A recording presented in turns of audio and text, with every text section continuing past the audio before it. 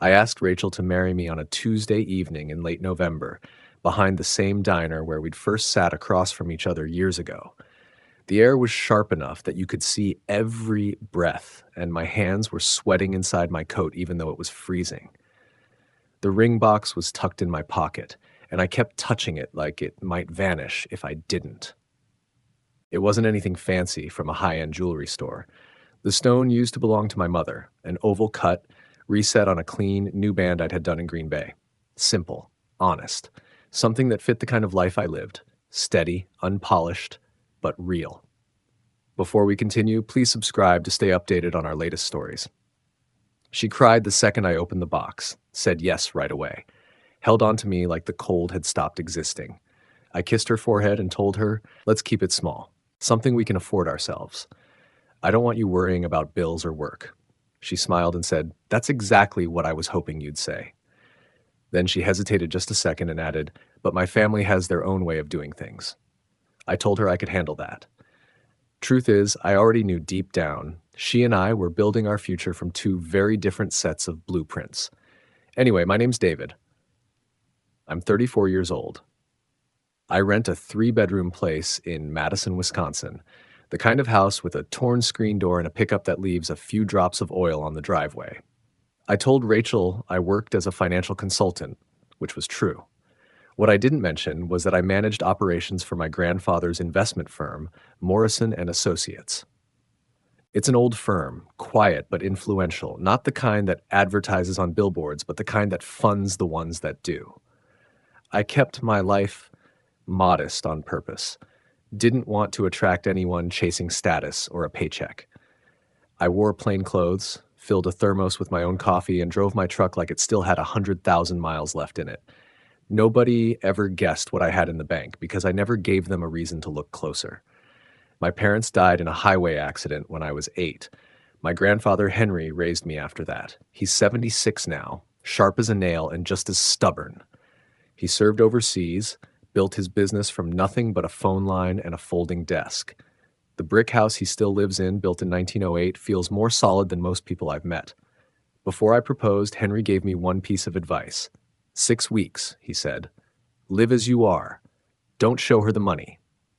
Don't hint at who you really work for. If she loves you, she won't need the packaging. I agreed. I didn't want someone reacting to my last name. I wanted someone choosing me. After Rachel said yes, and before we told anyone else, I brought her to meet Henry. Just her and me. He brewed tea, sat across from us near the fireplace, and listened while I told him our plan. He nodded once, sipped, and said only 2 words, character first. Then he leaned back and added, let her show you who she really is. That was all he said, but it stuck with me. My best friend Connor was the only person who knew everything about the firm, the money, and the real version of my life. We'd been tight since 7th grade. He worked numbers with me and kept me grounded whenever I started getting too caught up in things.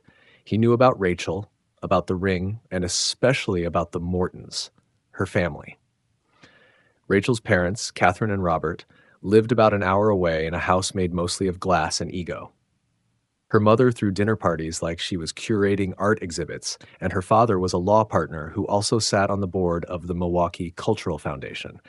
Everything about their world looked polished, filtered, and pre-approved. Connor had warned me. That family runs on whispers, he said. By breakfast, one comment turns into 10 opinions. Still, I told him I could handle it. I believed their structure had rules, but what I didn't realize was that their rules weren't about order. They were about control. The second Rachel said yes, I'd unknowingly signed up for their system. Every meal, every meeting, every question, another test. We didn't even make it a week before the first one landed. Rachel texted the next morning, Mom and Dad want to host an orientation dinner next Saturday. Just the 4 of us. Not meet and greet, not dinner together. Orientation, like I was applying for a job in their family firm. I replied, sure, because I already knew it wasn't optional. That Saturday, I put on a gray button-down, dark jeans, and clean boots. No jacket that screamed for attention. I left the Rolex my grandfather had given me in the drawer and wore my $40 Timex instead. Simple. Unremarkable. Exactly the way they'd want me to look. Connor had warned me they like to do their homework before letting anyone through the front door. Turned out he wasn't exaggerating. Robert had already phoned someone at a regional bank before I ever showed up for dinner. He did not bother being discreet about it either. Just came right out and asked a guy who knew of me what was my story, where I came from, what my background looked like. I heard about it later from a friend of a friend in lending. Word was Robert wasn't too pleased with how little he managed to find out. We pulled into their driveway just before 7. The house looked like it was made out of glass and confidence. Straight lines, cold edges. The kind of driveway that glowed from recessed lights like you were parking on a gallery floor. The lawn looked so perfect it might have been trimmed 10 minutes before we got there. Rachel reached over and squeezed my hand before we stepped out of the car. Her voice was quiet but heavy with warning. Please be patient tonight. Mom can be formal. I nodded, kissed her hand, and told her, I'm not here for her. Still, my stomach felt like it had locked itself shut. Catherine opened the door wearing pressed white slacks and a soft pastel blouse. She looked like she'd stepped out of a spa commercial. She leaned in and brushed her cheek against mine, but there was no warmth in it. Then, with one quick glance, she scanned my entire outfit. Watch, jacket, boots, the whole inventory. She might as well have beeped like a metal detector. Welcome, David, she said, the same tone you'd use to greet a cable repairman. Robert appeared right behind her.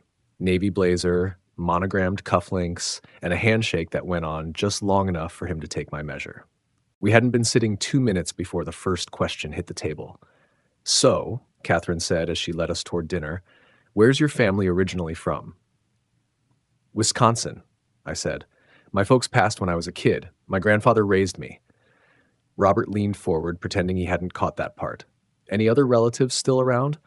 Nope, I told him. Just me and my grandfather. They both nodded, not out of kindness, but calculation. We sat down. No appetizers, no polite chatter. Just poured water and an interrogation that started to feel like a background check.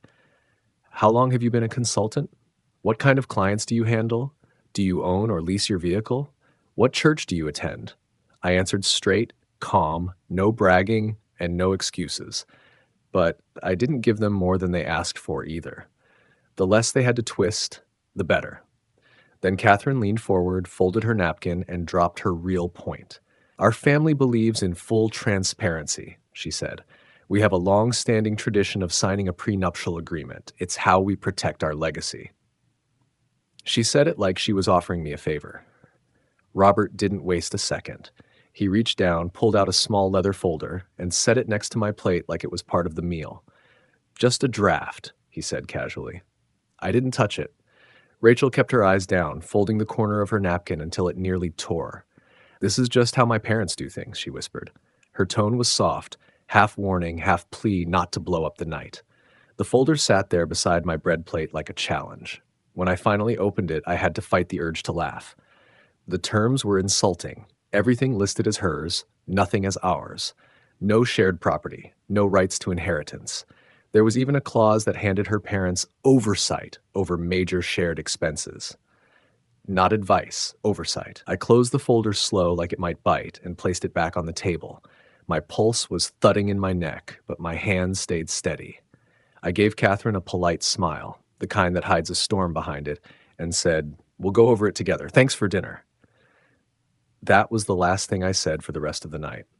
I ate what was served, said nothing about the food, didn't argue, didn't flinch. When we got back to the car, Rachel shut her door and sat there for a long moment, breathing like she'd just run a mile.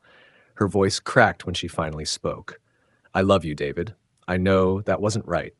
But this is the world I grew up in. Just give me time. Please. Her tears came quietly. No sobs, no shaking. Just silent trails cutting down her cheeks. I'm not trying to hurt you, she said. I just need a chance to handle it. Please trust me. I stared at the dashboard for a while before I reached over and took her hand. Okay, I said, but something shifted inside me. Not against her, and not even against them. It was something deeper, because for the first time I could see just how far apart our foundations really were, what we were building, and what her family was trying to control. The next Saturday, Catherine invited us back for what she called the rules dinner. I wasn't sure if she meant rules for manners, money, bloodline, or every last one of them combined. I came prepared this time. Shirt pressed, shoes spotless, no whiskey beforehand. I told myself on the drive over, sit tall, stay calm, keep your tone even. In my head, I could still hear Grandpa's voice, steady and firm, like the click of a seatbelt before the ride starts. Character first, always. Their house looked exactly like it had before. Every inch gleaming, every corner straightened like someone had wiped the counters twice just for us. No fingerprints, no crumbs, no life. It didn't feel like a home. It felt curated, controlled. Rachel sat beside me in the car wearing a dark green dress, her fingers playing with the edge of her sleeve the whole ride. She looked beautiful, but far away, like she was on her way to give a presentation, not to have dinner with her fiancé's name on the invitation. When we stepped inside, there were no hugs this time, just Catherine's polite nod and the faint clink of ice in Robert's glass. Dinner was already plated when we sat down. Perfect cuts of lamb, asparagus lined like soldiers, and quinoa pretending to be risotto. Catherine folded her napkin in her lap with slow precision, like someone aware of the camera's red light. No one mentioned the engagement, no congratulations, no small talk about the proposal. Just quiet silverware and the kind of glances that made you feel like you'd walked into an interview instead of a meal. Halfway through dinner, Catherine set down her fork. "So, David," she said lightly, her tone sugar, but her eyes sharp, "tell us about your family. We know your grandfather, of course. Any aunts, uncles, cousins?" I didn't pause, chewing. "Nope. My parents passed when I was 8. It's been me and my grandfather ever since." Catherine tilted her head just slightly. "Oh, so there won't be any relatives attending from your side, then?" That wasn't curiosity. That was inventory. "No," I said, "but we're not short on support." Robert cleared his throat, the sound deliberate, like he was shifting lanes before a merge. "And your income," he said, "how stable would you call it? Give me a ballpark." I put my glass down and met his eyes. "I'm a financial consultant. I do well. Consistent contracts, long-term clients." He smirked a little, drawing out the word consultant like it meant between jobs, the kind of smirk people use when they think they've figured you out. Catherine jumped in, her voice polished and practiced. "You know, Rachel's previous suitor, Brandon, runs a fund in downtown. Solid firm. Bright future." He moved quickly. She said it like it was a bedtime story with a moral. Move fast, prove yourself, don't show up with vague titles and dead relatives. Then came the real message. "In our family," she said, dabbing her lips with a napkin as if she'd just solved something clever, "prenuptial agreements are always written in favor of the bride. It's nothing personal. It's simply our tradition." I looked across the table at Rachel. She didn't flinch. She reached under the table and touched my wrist gently, like she was trying to keep the fuse from lighting. "Please," she whispered, "just smile and nod. We'll fix it later." I didn't move. I just stared down at my plate. The lamb might as well have been ash in my mouth. Robert leaned forward again, still working through his list. "How would you describe your credit habits? Any major debts?" I gave him the smallest smile I could manage. "No debts. Credit's clean. I keep things steady." He wasn't done. "And your living situation? Planning to rent long-term or buy once you're married?" "Plan to rent for a year," I said. "Reassess after that. Take our time." He shook his head slightly, like I'd told him we were planning to live in a tent. "Sounds uncertain," he said. Rachel was raised to think ahead. Catherine chimed in again, her tone bright and cutting. "Also, we say reception, not party, and stationery, not paper invites. Small things, but language matters." It wasn't advice. It was a lesson. Every correction, every word, just another way to shave down the edges until I fit their shape. I gave her a smile so thin it could have been folded into an envelope. "Thanks for the note." The plates disappeared like clockwork, replaced by coffee served in porcelain that probably had its own insurance plan. Even the sugar bowl looked like it belonged behind glass. Robert lifted his cup and leaned in for the final strike. "Let's talk about family reputation," he said smoothly. "It's important. We just want to understand what you'll be bringing to the table." I kept my voice steady. "I'll bring myself, my work, my respect for your daughter." He nodded, like I'd said something that missed the mark. "And financially?" That word hit the table like a hammer. Nobody moved. Across from me, Rachel exhaled. It wasn't a sigh of irritation. It sounded like fear, like she wanted to disappear right there in her chair. I looked at her, and it was plain as day. She wasn't scared of me. She was scared of them. I finished my coffee, set the cup down carefully, and stood up. "Appreciate the meal," I said. "Got an early morning." I leaned down, kissed Rachel on the temple, gave her hand one quiet squeeze, and walked to the door on my own. No handshake, no thank you, no pretending. Outside, the night air hit me hard, cold, honest, and sharp enough to sting. It cleared my head and burned my lungs at the same time. The sky was wide open, but my chest still felt tight, the kind of tightness that doesn't fade overnight. I climbed into my truck, turned the key, and just sat there while the engine hummed. I didn't curse, didn't shout, didn't cry. I just stared through the windshield and thought about how small you can feel sitting across from people who work that hard to make you feel smaller. Inside that house, everything had been built to send a message. Perfect plates, expensive words, and furniture placed just so. Every bit of it whispered the same thing. You don't belong here. But that wasn't what got me. It was Rachel's face. She wanted to stand up for me. I could see it. But she didn't know how yet. I didn't drive home. Instead, I turned the truck toward Henry's house. No call, no text, just drove. The cold air crept through the cracked window, and I let it. My hands stayed locked at 10 and 2 the whole ride. When I got there, he was exactly where I knew he'd be, sitting in that old brown leather chair, fire burning low, mug of black tea in one hand, newspaper folded in his lap. No TV, no noise, just the wind outside and the quiet weight of the house. He didn't look surprised when I walked in, just nodded once and poured me a cup. I sat down and told him everything. The interrogation, the prenup folder, Robert's questions, Catherine's little tests dressed up as manners. I didn't hold back. Talked until my throat felt raw and my stomach felt like a fist. When I finished, Henry set his mug down and gave me that long, steady stare he was known for.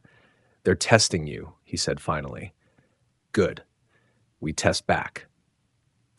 I leaned forward, elbows on my knees. They handed me a contract that basically says I bring nothing to the table, that I should feel lucky to even be sitting there. He didn't blink. "If a contract protects only one side, it's not a contract," he said. "It's a leash." The fire cracked behind him. His voice stayed low. "Does she love you?" "Yes," I said. No hesitation. "Is she brave yet?" I shook my head. "Not yet." "Then give her the space to grow into it," he said. "But draw your line, quietly, firmly. No shouting, no drama. A man doesn't talk about his backbone, he just uses it." We sat there working it out like a plan. No anger, no theatrics, just terms. An equal prenup, independent accounts, no parental say in our finances, joint property titles, no public tests or staged dinners. And if those boundaries were crossed again, I'd put the wedding on hold. Henry nodded once. "Not cancel, not threaten, just pause. Control is time, David. Keep your time." I agreed. Then he added, "Keep living plain for another 6 weeks. No upgrades, no reveals, drive the same truck, wear the same boots, eat from your own kitchen drawer. If she can't love you on a Tuesday, she won't love you after a Saturday gala." I looked around the study. The heavy curtains, the oak shelves, the polished silver. "You think they'll back off?" I asked. He gave a thin smile. "No. I think they'll push harder. But at least now you know what's yours." That night, Connor dropped by with takeout, fried chicken, cornbread, and slaw from the diner off Highway 12. We ate standing in the kitchen, same as we used to after high school football practice. Halfway through his drumstick, he looked up and said, "So how's Queen Catherine of the courtesy audit firm?" I laughed for the first time all day. "Still circling," I said. She corrected my word choice twice, once during the lamb. Connor snorted. "Classy." Connor's voice changed halfway through our meal. "You know they're already making calls again, right?" he said, wiping his hands on a napkin. "Words out in their little circle. The whisper network's alive and kicking. You're officially punching up now." I raised an eyebrow. "That what they're saying?" He nodded. "Pretty much. The story is you're chasing a lifestyle upgrade. They're painting you as the charming fixer-upper who got lucky." I didn't respond, just kept chewing, thinking about how fast rumors travel when people have too much free time and not enough character. That night, I sat on the edge of my bed and called Rachel. My voice stayed even. No yelling, no accusations. I just spoke straight. "We're supposed to be a pair, Rachel, not a committee, and I need to know you're with me when the door closes, not just when it's polite." There was a long stretch of quiet on her end before she said softly, "I know, you're right." Her voice sounded worn, like someone caught between two fires and getting burned by both. Then she added, "Mom invited you to brunch next Sunday. She says she wants it to be welcoming this time." I let the words hang in the air for a moment, didn't rush to fill the silence. "I want you to come," Rachel said finally. "Please." "I'll come," I told her. "But I'm not walking into another performance. No folders, no staged compliments that turn into traps." She promised. I wanted to believe her. Mostly did. After we hung up, I got ready for bed, folded my socks, pulled the curtains shut, turned off the kitchen light. Just before I laid down, my phone rang. Henry. His check-ins were always brief. One sentence, "Keep receipts." I smiled. "That's the plan." He didn't mean paperwork. He meant actions. Proof of character. On my nightstand sat the small velvet box, the same one my father had used when he proposed to my mother. I'd reset the stone, but the box itself was the original, edges worn smooth with time. That ring wasn't about sparkle. It wasn't for show. It was a link to something solid, something honest. I didn't want status. I wanted home. And I wasn't about to let them turn this marriage into a corporate merger. Sunday came gray and cold. We walked up the stone path to Catherine and Robert's house, and it felt less like visiting family and more like entering a museum behind glass. The hedges were sculpted into perfect shapes. The lawn didn't have a single stray leaf. Rachel carried a tray of cinnamon rolls she'd baked herself. In that setting, they felt as out of place as mud tracks on a silk carpet. Catherine opened the door wearing a pale blue dress and a string of pearls, smiling like someone posing for a charity brochure. She kissed Rachel, air only, then turned that practiced smile on me. "Welcome, David," she said smoothly. "We want you to feel properly included this time." That word, included, hung in the air like perfume sprayed over trash. Inside, the kitchen island was loaded with food, all labeled and arranged like a magazine spread. Bagels, smoked salmon, mini frittatas, 5 pitchers of untouched juice. Even the fruit salad had structure, stacked like architecture. Guests moved around the room talking, but no one really listened. It felt less like brunch and more like a networking event for people allergic to sincerity. Catherine had gathered 10 of her closest friends and a couple from their tennis group. Everyone was dressed like they were posing for lifestyle headshots. I recognized only Robert, standing near the window with a Bloody Mary and the look of a man counting minutes. Rachel led me to the table, smiling wider than she needed to. Her grip on my arm was tight enough to notice. I took my seat between 2 women comparing caterers like military strategists planning a campaign. 5 minutes in, Catherine glided over and cleared her throat. "May I see the ring, David? We didn't get a proper look last time." I hesitated. Rachel went still beside me. "It's lovely," Catherine said quickly, "but in our family we verify stones. Just a small courtesy." Before I could respond, she waved over a man in a gray suit I hadn't noticed earlier. He carried a velvet tray and a jeweler's loop. "This is Stephen," she said, smiling like this was the most natural thing in the world. "He's a friend. Stopped by for coffee. Isn't that right, Stephen?" Stephen didn't bother answering. He just extended his hand expectantly, like I was late returning library books. Rachel's eyes met mine, wide, nervous, pleading. I slid the ring from my finger and placed it in his palm. My face stayed still. He lifted it to the light, turning it like he was checking a coin for counterfeit marks. He murmured. "Middle segment. Reasonable clarity. Nothing exceptional. Classic reset." He spoke like he was appraising a used pickup. A few people chuckled. One woman tilted her head and said, "It's tasteful," in that voice people use when they don't mean it. I leaned back, folded my hands on the table, and smiled. "In my family," I said, "we verify respect." Then I looked directly at Stephen. "I'll take that back now." He didn't argue, just placed the ring in my hand and backed away like he had somewhere better to be. Rachel went pale. Her fingers clamped around my arm under the table, hard enough to leave a mark. Across from us, Catherine smiled like she hadn't just dropped a live grenade in the middle of brunch. The conversation limped along after that, but nobody looked me in the eye anymore. Eventually, people started drifting toward the back patio, chattering and sipping mimosas. That was when phase 2 began. Catherine sat down beside me and slid a glossy folder across the linen tablecloth. "If you two want the lakeside venue," she said, "the deposit's due today. It fills up fast." I opened it. Inside was a printed invoice, 5 figures due immediately. Flowers, catering, venue fees, custom signage, even a pianist already booked. I already reserved the date, she added, like she'd done us a grand favor.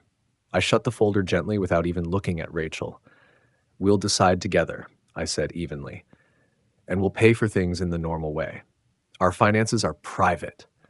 Catherine didn't blink. This isn't about money, David. It's about proving you're ready to carry the weight this marriage deserves.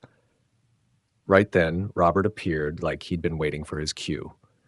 A provider provides, he said, swirling his drink like it was scripture. I looked him straight in the eye, and a partner partners. The room went silent. Nobody moved for a long beat. Then Catherine stood, smoothed her bracelet, and said coolly, "We'll hold the reservation until 5. After brunch, Rachel pulled me into the kitchen while everyone else moved outside to gossip and sip champagne. "I didn't know she was going to do that," she whispered. "I swear." Her voice cracked the same way it had in the car that night. "I know," I said quietly. "It wasn't your move, but it was your family." She stared at the tile floor. "I know." That night, I wrote everything down. Every sentence, every jab, every fake smile. Henry's rule, no speeches. Keep receipts. 2 days later, Rachel sent a group email to her parents and the wedding planner. She reinstated 2 of my friends on the guest list, Connor and my old neighbor, and told Catherine the gift appraisal table was canceled. No donation jars, no luxury registry with 6-figure nonsense. Catherine replied almost instantly, "Of course, sweetheart. It's your day." But I knew that tone. It was the same one you use when you let the dog on the couch, then keep wiping the fur off with a lint roller anyway. I didn't bring it up with Rachel. I didn't have to. The changes spoke for themselves. They weren't huge, but they were hers. That same week, Rachel got a call from her boss at the university, Jennifer. She was polite, but the message was clear. "Just a heads up," Jennifer said. "If your family's involved in any part of the program, fundraisers, donors, events, you'll need to keep strict boundaries, new ethics policy." Rachel told me about it later while we were folding laundry at her place. I nodded, didn't make a scene, but I filed it away. That mattered, because it meant the walls were starting to close around her too, not just me. The rehearsal was set for 3 o'clock sharp. The sun hung low, and the coordinator was pacing with her clipboard like we were a late delivery. People trickled in, half awake, half opinion. Rachel looked stunning but tense, flipping through her binder like it contained the nuclear codes. I kept breathing slow, repeating Henry's voice in my head. Character first. The coordinator came over, flashing her customer service smile.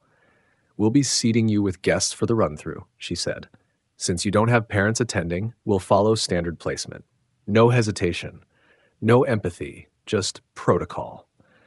To everyone else, it sounded perfectly reasonable. To me, it landed like a cold hand on the back of my neck.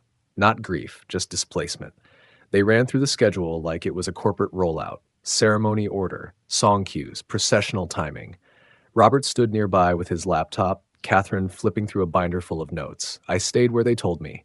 Silent. Watching everything the way a man does when he's counting exits in a burning building. 10 minutes in, Catherine strolled over, tugged at my collar, and started fussing with my tie. "No, no," she said, loud enough for everyone to hear. "We'll make a gentleman out of him yet." Laughter rippled around the room. Not because it was funny, but because it was safe to laugh. I stepped back, subtle but firm. Not rude, just enough to reclaim a few inches of space. That didn't stop her. She turned to Rachel and started another lesson. She began listing names: Brandon, her ex, who always carried himself with confidence; Derek, another ex, who never made anyone uncomfortable at formal events. And finally she turned to me. "And David," she said brightly. "He has such a natural energy. We just need to smooth out those rough edges." I looked at Rachel. Rachel's lips pressed together, her jaw tight. Then she stepped between us like she was building a wall out of air. "Mom, enough," she said, her voice quick, firm, and trembling just a little at the edges. Catherine didn't flinch. "We're building a marriage, not a charity," she said flatly. And that was it. Rachel froze. Her eyes dropped, her shoulders locked. I'd taken the ring inspection. I'd tolerated the money stunt. But this was the second hit. There wasn't going to be a third. I turned to the coordinator. "We're done for today," I said evenly. "You can stop the rehearsal." The room went still. The coordinator blinked. Excuse me? I raised my voice, not shouting, just steady enough for everyone to hear. From here on out, I said, we move forward with an equal prenup, no public tests, and no parental control over our finances. If that's not acceptable, we postpone. Catherine blinked fast, like a camera flash had caught her mid-pose. Robert's jaw clenched. He opened his mouth, but I raised a hand. Not up for debate. Then I reached into my jacket and pulled out the envelope she'd slipped me earlier. Payment for a tux fitting she'd arranged behind my back. Custom tailoring. Monogrammed cufflinks. The works. I walked straight to the coordinator and handed it over. Return this to Mrs. Morton, I said, using her last name on purpose. I'll wear my own suit. Silence swept the room clean. I turned and walked out. The moment the door closed behind me, the air hit like cold water, sharp and honest. I didn't look back. Connor was already in the truck, engine running, hands on the wheel like he'd known this was coming. He didn't ask what happened, just eased onto the road and said the only thing worth saying. Good. We drove in silence a while, the sky dimming to that flat gray that comes right before rain. Then he glanced over. You sure you didn't want to burn the place down on your way out? Nope, I said. Fires are for later. When we pulled up to my place, he didn't linger. Just nodded once, the kind of nod that says, you've got the rest handled.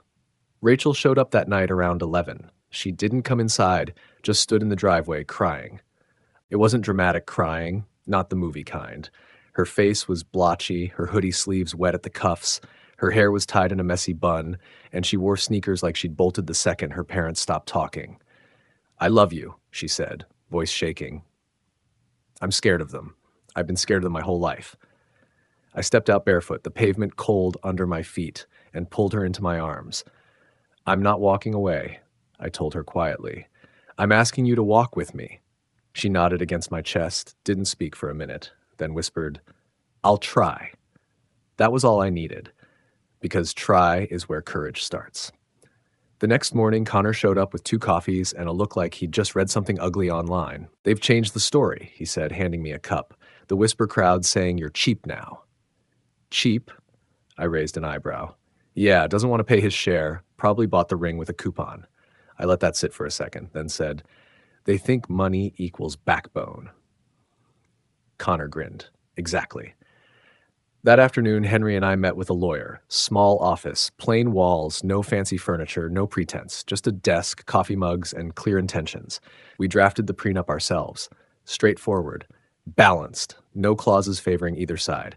Separate bank accounts. Joint ownership of property. No parental oversight. No family wealth nonsense. Just 2 people, equal footing, clean terms, clean exit plan if it ever came to that.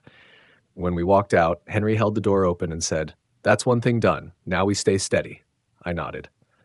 I've got one more stop.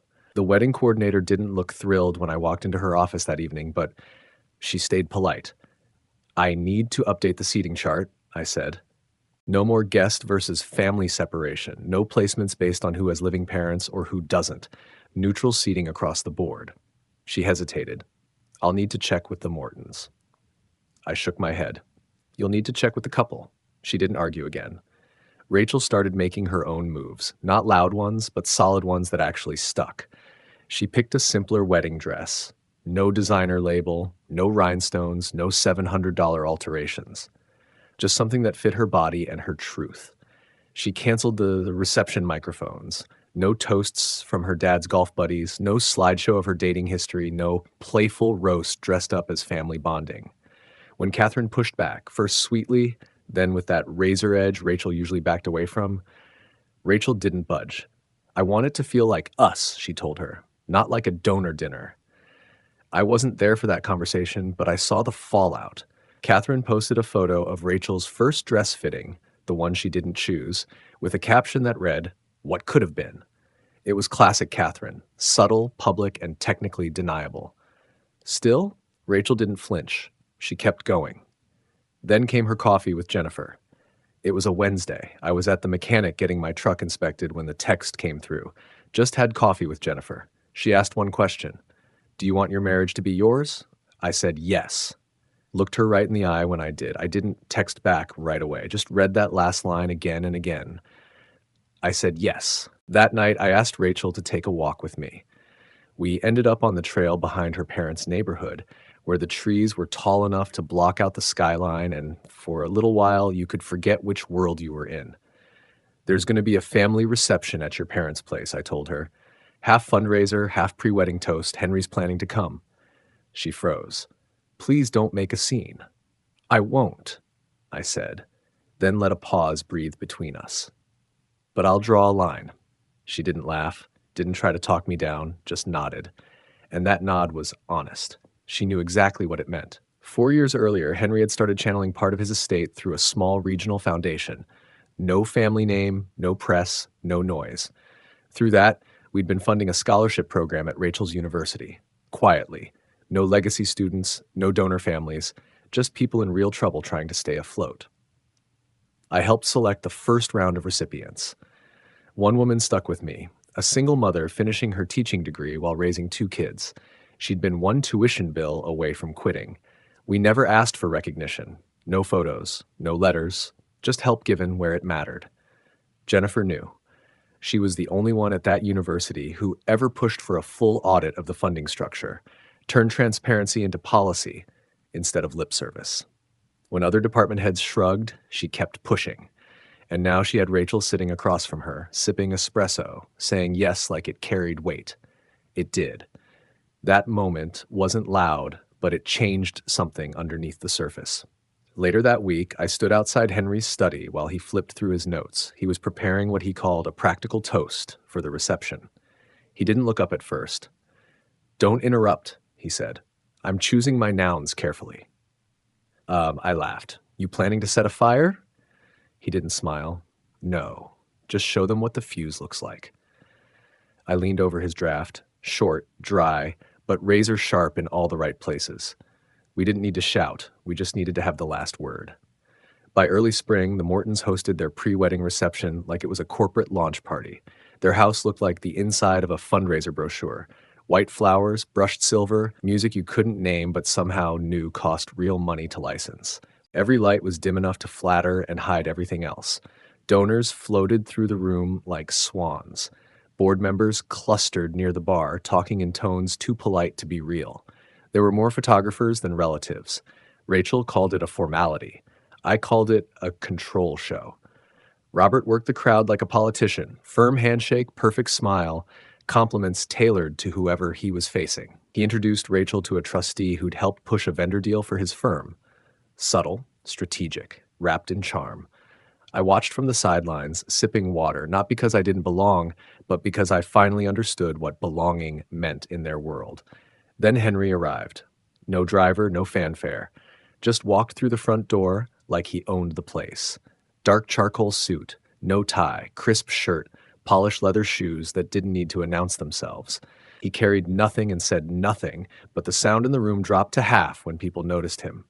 Catherine greeted him with a smile tight enough to crack porcelain. Henry, we're so glad you could make it.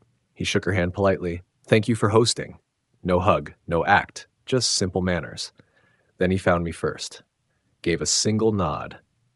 And when he turned to Rachel, he kissed her cheek gently, like family does when words aren't needed. You look well, dear. Thank you, Rachel said.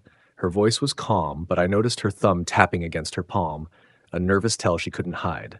Henry waited until everyone had settled. Round tables perfectly spaced, name cards printed in cursive, and under a few of them, tiny notations of donor levels. Subtle, but not subtle enough. He stood behind his chair, both hands resting on the back, and cleared his throat. No clinking of glasses, no lights dimmed. Just quiet. Good evening, he began. I want to thank Robert and Catherine Morton for their hospitality. A polite wave of nods rippled through the room. I also want to congratulate David and Rachel, Henry continued. Marriage is not a merger, it's a promise. And then, his tone steady as ever, he said, as part of that promise, I'll be transferring management rights for a block of company shares to David, as we planned when he turned 34. It was like the entire room lost power for a second. Even the sound of cutlery froze midair. Henry went on, unbothered. This transfer will take effect once a fair prenuptial agreement is signed. Equal protection, equal trust. I caught Catherine's reaction. Her smile stayed in place, but her left eyelid twitched. Robert stared into his glass like it might explain how this happened. Henry wasn't finished. We also intend to fund a community grant, he said, $280,000 over 3 years to support the university outreach program where Rachel works. The crowd gasped, polite but rehearsed. He didn't pause. These funds will be managed independently. They're conditional on the university maintaining its ethics policy. Rachel will have no involvement, no advisory role, no family placements, no strings attached. He said it like a sermon, soft voice, steel underneath. Jennifer, sitting near the back, didn't react. Just gave one sharp nod, like she'd been waiting for the rest of them to catch up. Robert cleared his throat, trying to recover the floor.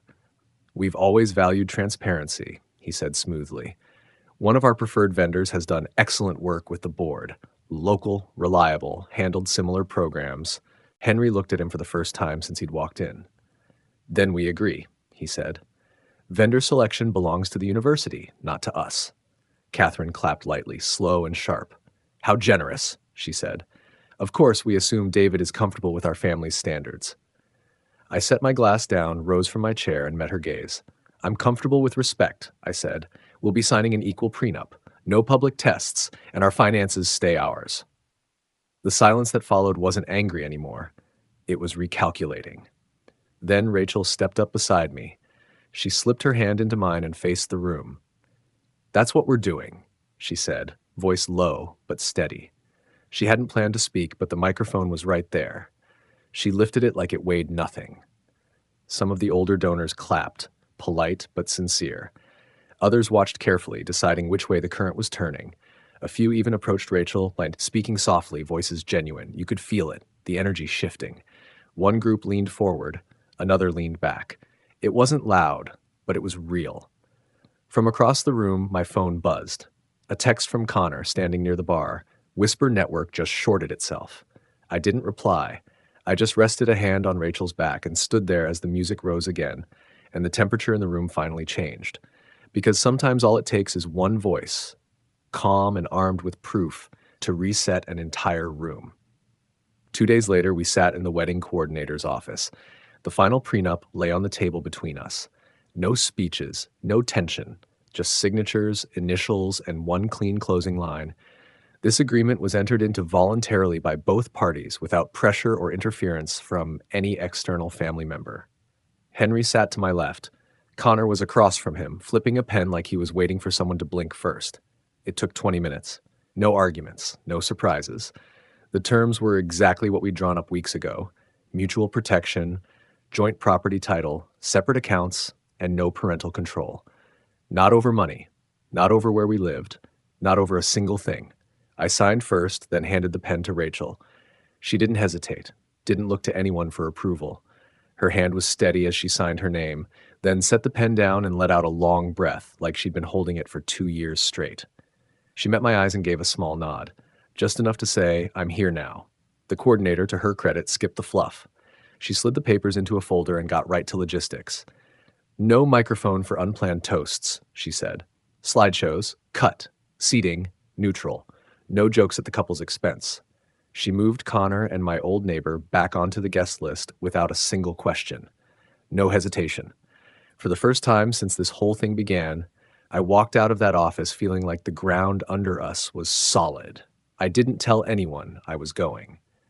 That night, I drove over to the Mortons' place, parked by the curb, and walked up their front path. I didn't ring the bell. I just slipped the tuxedo envelope into the mailbox with a short note, written in my plainest handwriting, "Appreciate the gesture." Returning it. On the wedding day, I wore my own navy suit.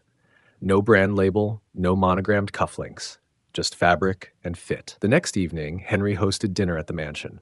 Only 12 people, same table, same number of courses, same calm order as always, except this time the air was different. It didn't feel like anyone was being tested. It felt like a family table again. Robert was there, so was Catherine. Rachel's shoulders stayed loose. No clipboard in sight, which meant no hidden agenda. Henry started with small talk. He asked Robert about the downtown art exhibit his firm had been funding. Robert gave the sort of polished answer men like him practice in the mirror, but Henry actually listened. He didn't interrupt. Just nodded once and said, "Thank you for sharing." Then he turned to Catherine. What was your favorite meal growing up? She blinked, caught off guard. Stuffed shells. My grandmother made them every Christmas. Henry smiled. That's a real answer. Thank you. There were no jabs, no hidden meanings, just conversation, human and simple.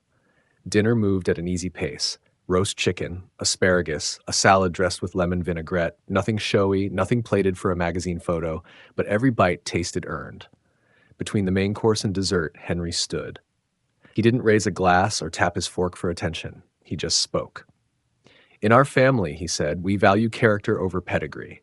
Money's a tool, family is a choice. Then he turned to Rachel. Tonight, he said, we choose to support the couple. That was it. No applause, no speeches to follow, just quiet, the kind of quiet that means people are thinking instead of talking. After the meal, Rachel took my hand and led me to the front table. She didn't make an announcement, didn't say a word. She just pulled out a chair on the family side and sat me down. No one objected. No one laughed. They simply noticed. A few days later, I mailed a small stack of handwritten invitations.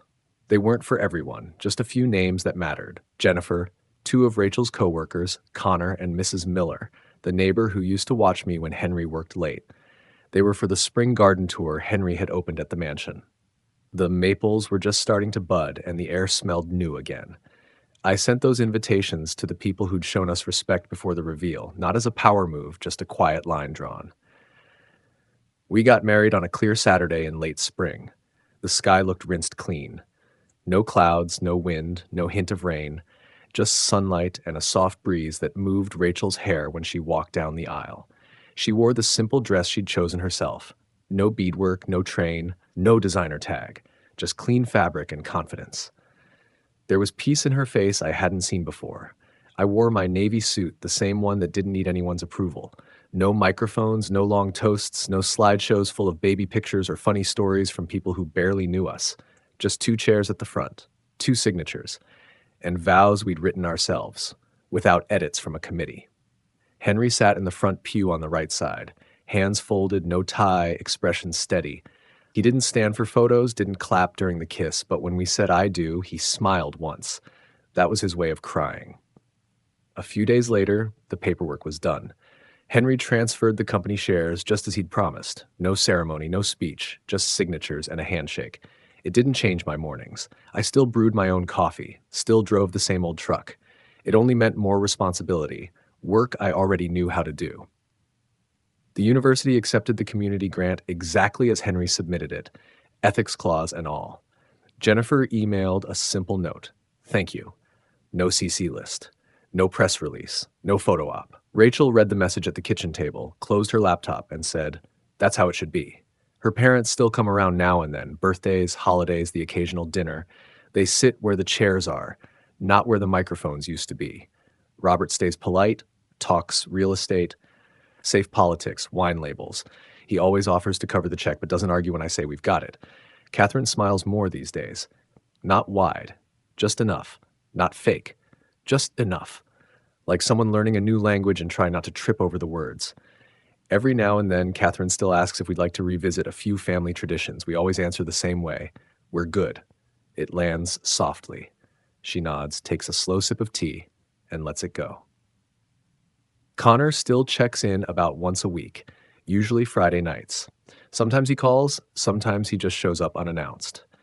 He'll tease me about my old consultant cover story, like I was running numbers out of a storage locker the whole time. Then he changes the subject. "How's the rosemary doing?" he'll ask. "That maple still hanging on?"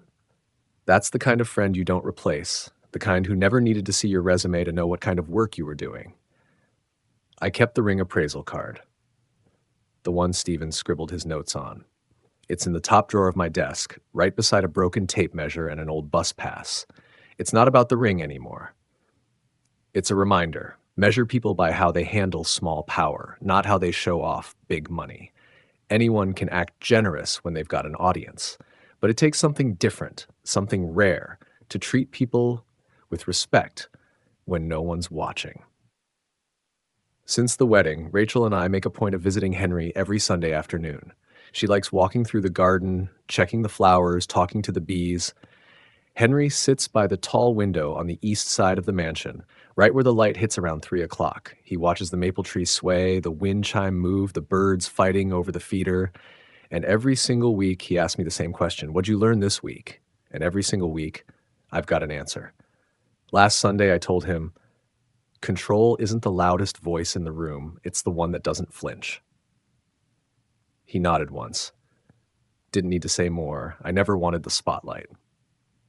I didn't need a brand name family or a polished ceremony. All I ever wanted was a partner and a quiet house. Now we've got both. The shares, the mansion, the grant, those are just tools. Respect, that's the furniture that lasts. If your partner's family tried to run your marriage like a business deal, would you draw your line or stay quiet? Drop your thoughts in the comments. To hear the next story, click the box on the left. And as always, thank you for watching.